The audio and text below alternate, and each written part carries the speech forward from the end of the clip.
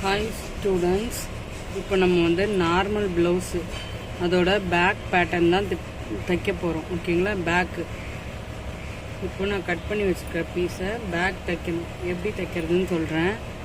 First நம்ம இங்கே தைக்கிறதுக்கான ஃபோல்டிங்க்கு இடம் விட்டுருக்கோம். ஓகேங்களா? இந்த ஃபோல்டிங் வந்து கரெக்டாக மடித்து தைச்சிக்கோங்க. ஃபஸ்ட்டு ஒரு ஃபோல்டிங். ஓகேங்களா? இங்கே வந்து நம்ம அந்த ஸ்டிச்சு எங்கே வரணுன்றது மார்க் பண்ணியிருக்கோம் இல்லையா, அந்த இடம் வரைக்கும் ஃபோல்டு பண்ணிக்கோங்க. ஓகேவா? ஃபோல்டு பண்ணி நான் தைக்கிறேன்.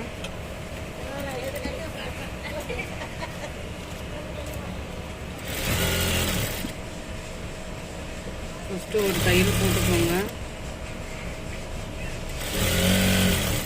அந்த ஃபோல்டிங் வரைக்கும்.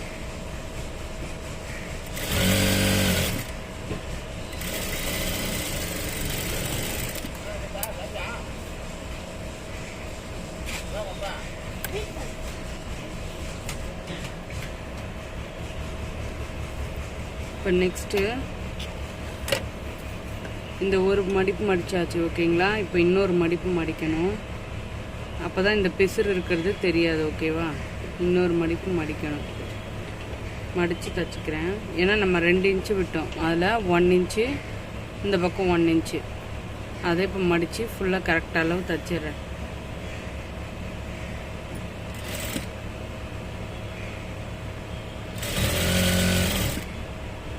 நீங்கள் எத்தனை இன்ச்சு விடுறீங்களோ அத்தனை இன்ச்சு ஃபுல்லாக மடித்து தைச்சிருங்க. அதுக்கு தான் நம்ம அந்த எட்ஜில் வந்து இங்கே மார்க் பண்ணியிருக்கோம். ஓகேங்களா? இந்த அளவு வரைக்கும் நம்ம தைக்கணும். அதுக்கு தான் இந்த மார்க்கிங் பண்ணியிருக்கேன்.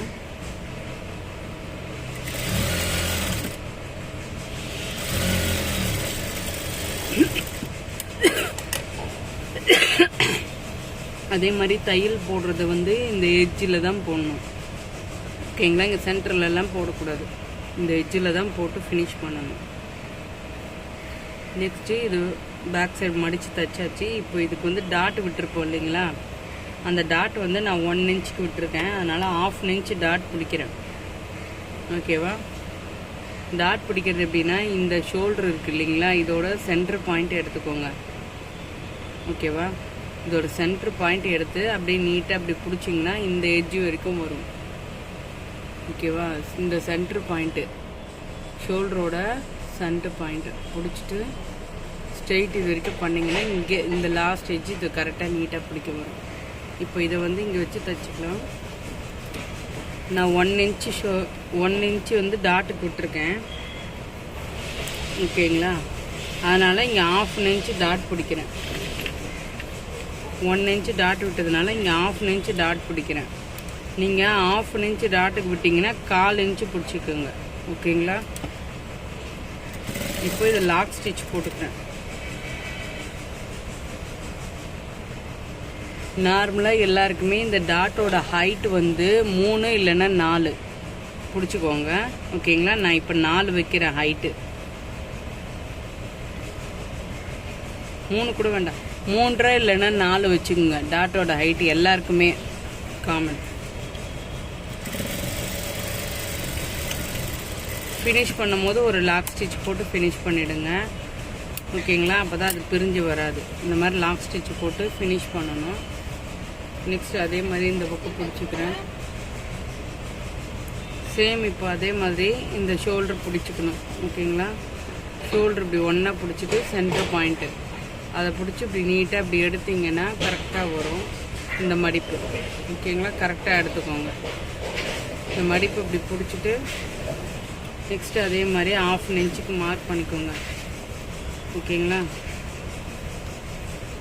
1/2 இன்ச்சுக்கு மார்க் பண்ணிக்கிறேன் டாட்டுக்கு.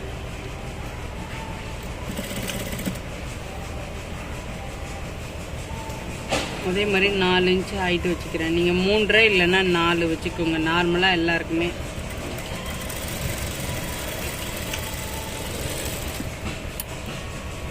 ஓகேங்களா? இந்த பிசர்லாம் கட் பண்ணி போட்டுடணும். இப்போ வந்து நம்ம பேக் தைச்சி ஃபினிஷ் பண்ணிட்டோம். ஓகேங்களா? இப்படி தான் பேக் தைச்சி ஃபினிஷ் பண்ணுறது. பேக் தைக்கிறதுக்கு வந்து 2 ஸ்டெப்பு தான். அடியில் பாட்டம் மடித்து தைக்கணும், இந்த டாட் பிடிக்கணும், அவ்வளோதான். இப்போ இந்த பீஸ் வந்து ரெடி ஆகிடுச்சு.